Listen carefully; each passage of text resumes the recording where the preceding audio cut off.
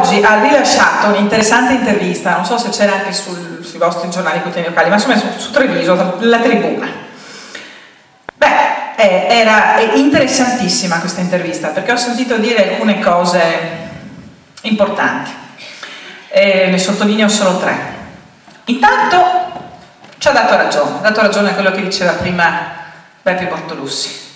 Ha detto: siamo senza risorse. Il Veneto è in ginocchio. E mi pare poco. Sono 8 degli ultimi 10 anni che governano a Roma e 13 degli ultimi 15 che governano in Regione, e ti apro un'intervista su 2 paginoni così della Tribuna dicendo: siamo ormai senza sangue, non ci sono soldi, se non c'è il federalismo siamo morti. E fino a qua cosa avete fatto? Poi, siccome si fida molto della compagnia di cui fa parte e si fida molto del governatore di cui era il vicegovernatore,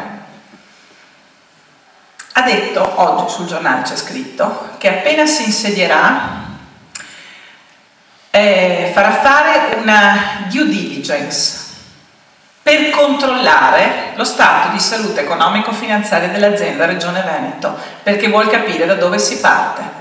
Governano da 13 anni insieme e arrivano, controlla i conti perché non si fida di come i conti sono. Delle due l'una: o non li sanno leggere mentre fanno gli assessori e i vicegovernatori, oppure hanno dei compagni di strada che sono più ladri di loro.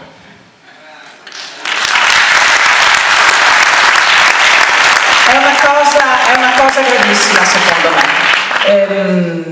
Non è da paese democratico, non è da paese serio, perché non ti puoi candidare a governare una regione insieme con quelli che sono degli alleati, quindi dovrebbero essere alleati seri e leali, quelli con i quali hai già fatto 13 anni di strada insieme per il governo di questa regione, e dici: io voglio vedere i conti, come un qualsiasi imprenditore che, siccome deve comprare un'azienda, non si fida di quella che è l'apparenza delle carte.